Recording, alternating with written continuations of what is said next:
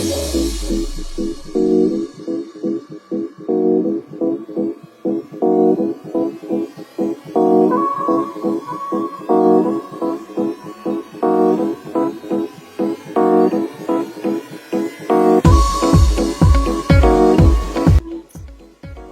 Michael's Careless Whisper right here on Super Radio. It's Wednesday, which means that it's time for Love and Super. I was kind of get you in that little love mood with that little Careless Whisper. I like that last part. I don't know what that sounds like. I don't know what they're trying to sound like. But that's a good little lead in. That's a good little lead in. We're talking about love and relationships right here on a Wednesday night on the Out the Work Jam session. It's Love is Super. Make sure you go to the Super Radio Live Instagram. Go to Instagram, but also go to the YouTube channel because you can catch past episodes and past conversations of Love is Super and a bunch of other stuff from right here on Super Radio. If you missed any of it, you can go back and talk about it, comment on it. Make sure you subscribe, like it, and share. All that good stuff. Tonight, we are talking about how do you know when you are ready to get married? That is an age-old question that we've been trying to answer for about the last generation because it's been a couple of generations. We can go back to the 70s when the sanctitude of marriage and what is a stable household, what makes up a stable household, husband, wife, coming together, raising kids. Back in the 70s, that's when they kind of started falling apart. The government started interfering in our relationships and letting women know, look, you don't need your man. You just need them kids, and we'll cut you this check, give you these food stamps, give you some free health insurance. You don't need that, man. And ever since then, the sanctitude of marriage hasn't been what it should be, especially in the Black community. And over the years, we've seen previous generations go through ish, and it's caused the next generation to be more defensive and more protective. But for those who do get married, some of us, pretty much half of us, aren't even ready for it. If you was ready for it, you will be in it. It'll survive till death do you part. But 50% of marriages end up in divorce, which means somebody wasn't ready to do the long-term thing. We can at least say that. You weren't ready to do the long-term thing because over time, things didn't work out. So at what point do you know that not only am I ready right now, I'm ready for what needs to be done to make sure this thing works forever. Marriage is supposed to be forever. If you're a religious person, then you understand that divorce is not a part of what a lot of religions do. And just personally, I mean, from a legal standpoint, from a financial standpoint, don't nobody want, you know what being in a marriage, the benefits of it. And you also understand, especially if you're a man, the downside to divorce. So before you get in all that, you got to know whether this is whether I can handle this. Not just is this the person I want to be with for the rest of my life. Your spouse may be like the knight in shining armor. She may be, you know what I'm saying, that bitch. She may be that bitch, and he may be your knight in shining armor, and everything looks good on the outside. It's like if you buy some candy, oh, the wrapper look good. It's a nice little wrapper, a nice little design and colors and shit. Draw you to it like, oh, I like this. It look good. The whole time on the inside is some shit. So you could be drawn into what it looks like, how it's presented. But I tell people all the time, you gotta know a motherfucker before you know a motherfucker. Before you go out and be with a motherfucker. When you marry, you together every day. God damn it, every day you together. So before you jump out there and decide to get married, you have to know whether this is a situation that I will not have an issue doing every day. If you need time apart, you don't need to be married. If it's things about the other person that get on your nerves, you don't need to be married. You need to know that this person I'm good with this person. I fuck with this person. What they bring to my life, I want that every day. But then the thing is, can that happen for decades? Can you bring in children? Can you blend the families? You know what I'm saying? Your work and everything that goes on over the years. Will this person still be who you fell in love with as all that comes into the situation? As things change, you have to understand whether you gonna change. Because if you gonna change, you have to know that your spouse is gonna still want you as you change. You have to know whether if I change at some point in time as I get older and life changes, that she's the person that I can go through these changes with. The most important thing is knowing whether, like I said, you are good with being around somebody else. You ask me, do I want to get married? No, no. I won't say I don't want to get married. I'm not ready for marriage because I like to get up when the fuck I want to get up. I don't want marriage right now. I don't want kids right now because I want to get the fuck up when I want to get the fuck up. I want to do what I want to do when I want to do it. Do I mind having somebody in my life that I fuck with on that level, but just be like, all right, I'm gonna holler at you. We had fun today. Let's do it again tomorrow. Do I want kids? Yeah. Do I want them to be around me all the motherfucking time? Nah. I'm a good baby daddy. I might not be the best husband because I need to get the fuck away. I'm gonna need to get the fuck away. I'm gonna need my time to just be to myself and enjoy the things I enjoy without being bothered. I enjoy the company of a wonderful person. I enjoy like what it means to be a father as it relates to having little people that I created that are little versions of me that I'm grooming and teaching and developing to be wonderful people down the line and pass on my legacy. I love the concept of all that. But the reality of all that is that it's gonna come a time at during the day where I'm be like, all right, y'all need to get the fuck. It was good while it lasted. We had our time, good family shit. I love you, boo. All right, I'ma holler at you. You might get it in before you go or before I go, before the kids go to sleep, whatever. But I'm still in a place where I need my space.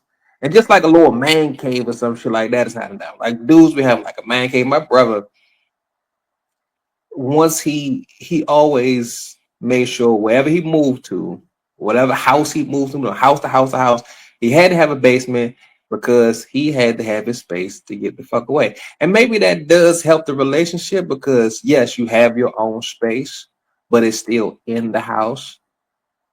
And maybe that's all I need is like a space of my own to like, I'm gonna watch basketball. Dinner's over. We had our family time. I got my space. But then it's more so about the mornings is more the issue with me. I don't mind the daytime, being in a relationship during the day, being a father during the day. You know what I'm saying? It's the mornings because I'm like, leave me the fuck alone. I'm gonna get up when the fuck I'm ready to get up. Outside of that, leave me the fuck alone. I don't need you waking me up. Come on, baby, we gotta get the kids ready for school. Or come on, we gotta go to. No, I need to get the fuck out my face, and I need you to go about the business. If you ain't getting up under these covers with a nigga, then we gonna have some problems. So I know I'm not ready for a full fledged 24/7, 365 for the next whoever knows how many decades until the Lord calls us. I know I'm not ready for that. Maybe meeting the right, but they would say, once you meet the right person, maybe that's all it's going to take. But right now, I enjoy looking around and seeing nobody here, having peace and quiet, not having a motherfucker in my mouth. And I guess the negative aspect of marriage, um, is more a determination of why I don't do it than the positive. I know I don't mind a positive. It's a negative, but the question is, how do you know when you ready? You know that you ready for marriage when you are in a place in your life where sharing your life makes your life better. when sharing your life doesn't take away from your life, and you feel like I'm ready to share the things that I know, the love that I have, the person that I am with somebody else, that's when you know you're ready for marriage. You're ready for marriage when you have the patience and the emotional bandwidth to take on somebody else's shit, good and bad. The emotional bandwidth was like, okay, when she's not, or when my spouse is in a space that needs my emotional support, I can give it to her. I don't got that, dog. I'm like, okay. It's like the Pete Davidson character on SNL. You could talk and tell me all about your day, and most of the time be like, okay. Because I can't give any more than that. Because if I give more than that, as a man, if I give more than just, okay, then I'm going all in. You telling me your problem, I'm gonna fix the problem. I'm a motherfucking man. I'm gonna fix the problem. I'm gonna tell you what to do. Daddy gonna let you know how to go about the shit, and then we're gonna say, "Go team on three. 1, 2, 3. Go team." We're gonna break the huddle. We're gonna go handle this shit.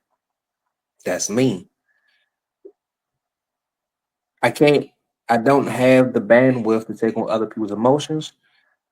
So when my spouse is in an emotional place, and I guess that's part of being a black man, because black men, you're a black men aren't raised to be emotional. And I've had to learn how to be emotional, learn how to embrace other people's emotion. But as a black man, it's still difficult, even at 44 years old. I'm like, then like I don't really have the emotional bandwidth. I haven't been raised or taught to really be that guy from an emotional standpoint for other people. And as an athlete, like I play sports, so I'm like, nigga, you get knocked down, nigga, get the fuck back up. I play football, you get tackled, you get back up, go to the next play. You play basketball, you get knocked down on the foul, you just go to the free throw line. I'm not really an emotional person to the point where I can just sit and like, okay, you can cry on my shoulder. I'm like, coach, suck it up, get out there and run the next play. That's not always good for a relationship. It's rarely good for a relationship to have a person like me that's like, get up, brush yourself off, and let's keep moving. Sometimes the female, the spouse, needs that emotional support. I don't always got it. I'm brush yourself off. What we gonna do to fix it? We ain't gonna cry about it. We ain't gonna sob about it. We ain't gonna talk about it. We're gonna talk about fixing it. So if you have the ability to provide the emotional support, especially a man dealing with a woman. Now, if you're a woman dealing with a man, the emotional support looks different. He ain't gonna talk to you, but he needs to know that you have the ability to listen when the fuck he does open up. And when you listen, you let him know that, you know what I'm saying, what he's saying is valid.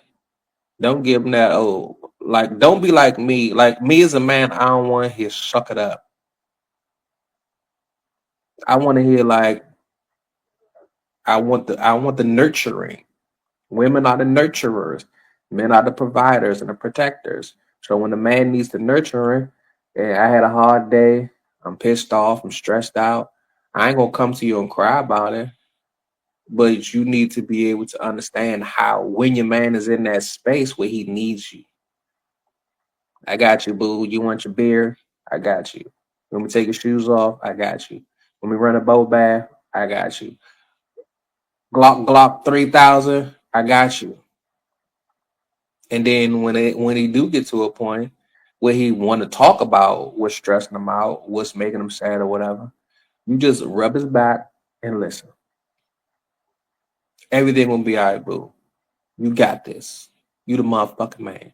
We need that positive reinforcement when we going through emotional shit. So if you're a female dealing with a black man, you got to be able to understand and pick up on when he's not himself and encourage him to talk, because talking to you is what needs to be done to make sure he gets it off his chest and he ain't just building that shit up and then gonna take that shit out on everybody that he ain't even mad at because he just about to explode. Let him know what's going on, boo. You talk to me. What's going on?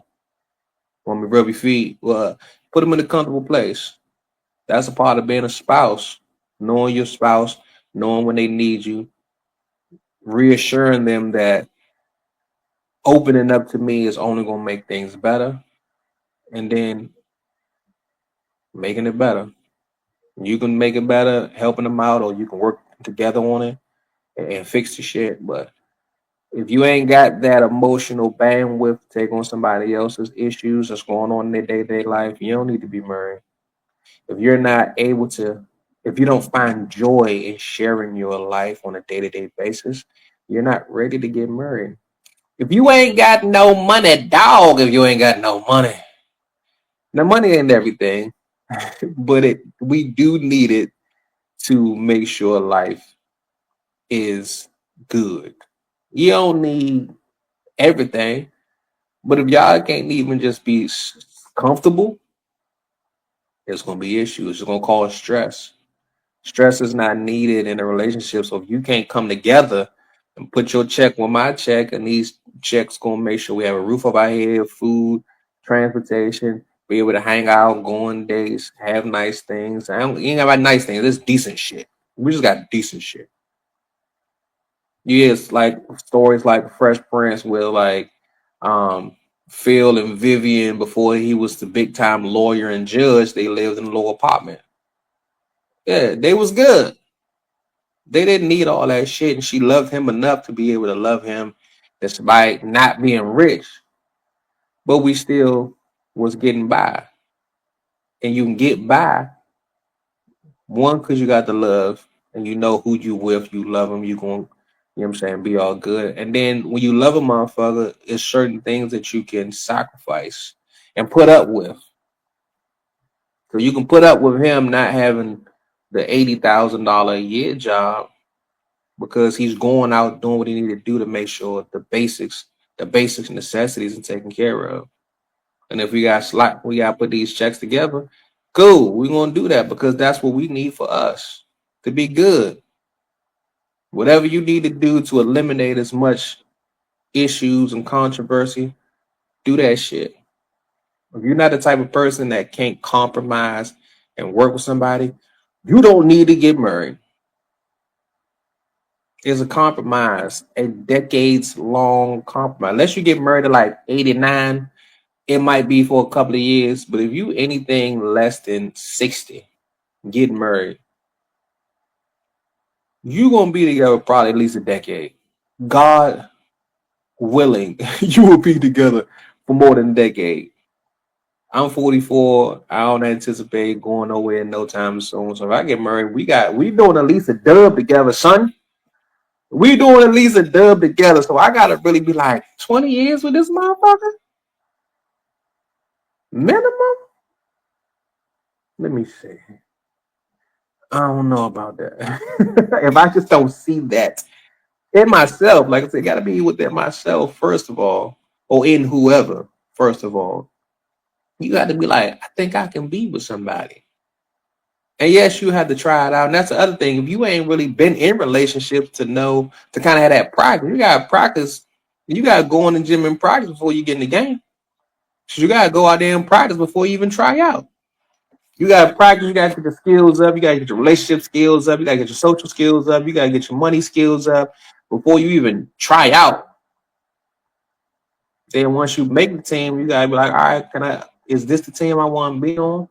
Or is this just another team I'm just kind of hooping with, getting my skills up some more, seeing what it's like to be out here in the game, and then move on to bigger and better shit? You got to be like LeBron. You know what I'm saying? LeBron did his thing in Cleveland, learned a couple of things, had a couple of teammates, and then he moved on before he started winning championships. Well, LeBron ain't got no commitment. That's another that's another conversation for another day. But it's about commitment.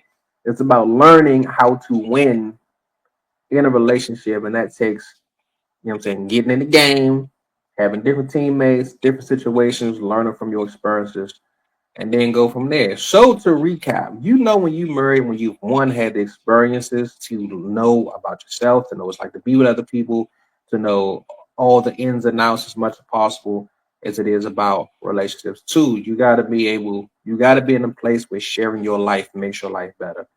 Three, you have to have the emotional bandwidth to take on whatever comes with your spouse's day-to-day emotional shit. And I say shit in a good way. Or all shit ain't bad shit. It could be some good shit. Sometimes a motherfucker so happy it's fucking annoying. But you gotta have the bandwidth for that shit. And then four, financial stability to an extent to where you are not struggling. Because the struggle eventually causes some issues. It may take more of a struggle for some couples than it is for others. And the more you love the person, the more you don't mind struggling with a person really shows how much you love a person. I got a sandwich, bitch, you take half. If that's all the fuck we got, that's all we got together. And as long as we together, then we good. You ate, I ate, all right, fuck it. Split this motherfucking can soda, whatever. If you good with that, then that just shows how much you love a person. That you're really ready for marriage and you're ready for that person to be able to go through those type of financial struggles because you know us being together is a lot more than the financial materialistic shit that comes with money. If you got all those four things in order, you can go get married. Now the challenge from there is finding a motherfucker that you can do all that shit with. That's not going to bring bullshit to your space. Sometimes we so ready to get married, or we think we're ready to get married, that we letting people in our space that's not ready to be in our space, that's not ready to be doing what we're trying to do. And that's when the divorces come. That's where the issues come. That's where the cheating comes. Because you were so anxious to jump into it that you allowed the wrong person up in it just to have somebody. There's some scandalous motherfuckers out here. Men lie. Women lie. I ain't gonna just make about the men. Men gonna lie because we hunting. When you hunt a deer, you gonna lie about where the fuck you at. Oh, I ain't behind this tree, Mr. Deer. You can go ahead and keep walking through the forest. I'm not behind the tree with the gun. Pow, bitch. Gotcha. You gotta lie to get what you want, because sometimes when you let certain aspects of who you are be known, people ain't gonna fuck with you. You go for a job interview, you ain't gonna tell the person that you're interviewing with that you have an issue with getting to work on time. He ain't gonna hire you. You ain't gonna tell whoever that you can't cook. You ain't gonna tell the chick you got a little dick. Whatever it is that you feel like it's gonna keep you from getting what you want, you're not gonna say it. So you gotta be in a place where you're confident in who you are, and you can't be so anxious to have somebody that you're gonna lie about who you are or cover up certain aspects of who you are and just take on whoever, because there's a good chance they hiding some shit too. That's why I take my time. I'm gonna pick and I'm gonna prod and I'm gonna ask questions and I'm gonna put you in situations. I want to see all the situations and know how you actually react to them. You're talking on the phone, you know what I'm saying, talking on social media, you can be somebody else. Nigga, you can't fake about who you are, but for so much in my face. And if I see certain traits and I'm not like, I might bring it up at some point if I feel like it's necessary at the right time. And if I bring it up and it becomes an issue, some controversy, then red flag. I'm gone. I'm good. Peace out. I'm UrHero SupaTim. This Love is Super. What time is it? 7:23. Every Wednesday, right here on Super Radio. Love is Super. You want to join me for a one-on-one conversation for Love is Super? Make sure you hit me on my DMs on IG, Super Radio Live. You got a topic you want me to talk about on Wednesdays. So like I said, you want to get together to do a whole episode together. We can do it. We can talk about any kind of love, any kind of relationships, whatever. Cause love is super, yeah. We gotta know more about love to make sure love stays super.